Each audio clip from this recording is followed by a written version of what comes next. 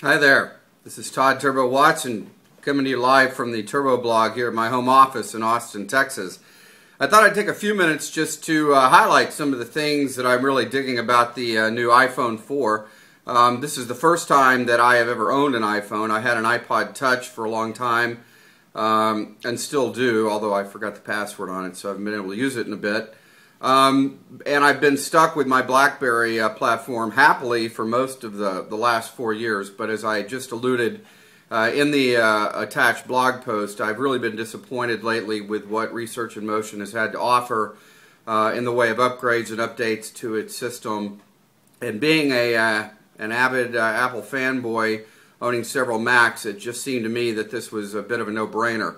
I did hesitate long enough to look at the Android platform, and I think there's some exciting things going on with the Android. Particularly, I like the fact that Google has really opened up that development kit and made it widely available, and basically anybody can create and build applications. But let's remember that Apple has a track record here in terms of ease of use, user interface design, and even their own application support in the form of the Apple iTunes Store, that I felt like I was making the right decision, certainly for me in the near term, by choosing the iPhone platform, in particular the iPhone 4, which was just released this past June, and again to much fanfare, although there's been some challenges with the phone connectivity that they're still working through with their new bumper program.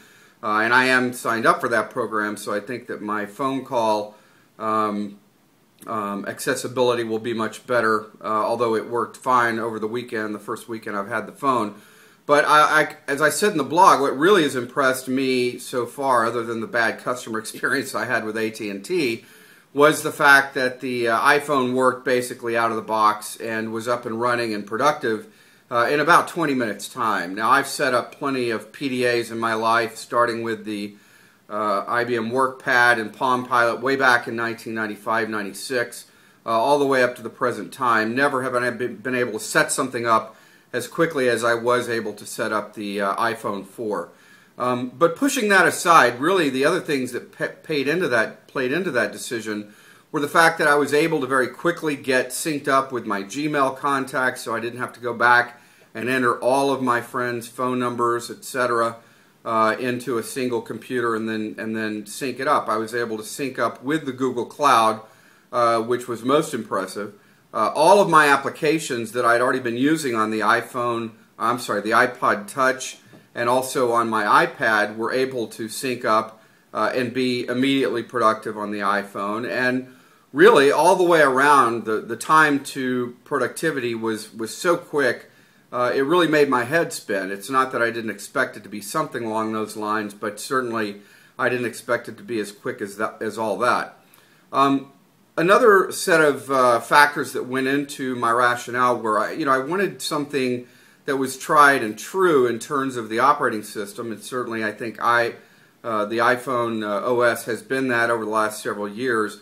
And now with some of the coming improvements allowing for multitasking and some of the other capabilities, that played a big role, but also the fact that the multimedia support is so great. I'm videoing this video here directly on my HD quality iPhone 4 that I've been talking about, and then syncing that up to iTunes and then ripping that up to YouTube. So again, when I think about the things that I need to be able to do to take pictures, to shoot video, there's even a video editing suite you can get for $5, or an app that you can get in the form, I think, of iMovie for the iPhone particularly.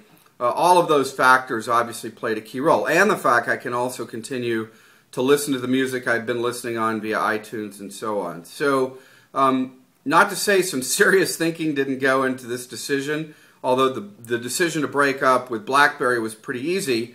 The decision about which way to go forward was a little more difficult, because I do believe, again, that the Droid operating environment is only going to get better over time. But for this particular moment in time and for this particular blogger, I think the iPhone's going to cut the mustard. And we'll see as I indicate on the blog, I start to take it out for some of my worldly travel road test. That will be the real test of the iPhone 4, and I'll be sure to keep in touch and keep you updated. But in the meantime, thanks very much for reading the Turbo blog. This is Todd Turbo Watson, logging off.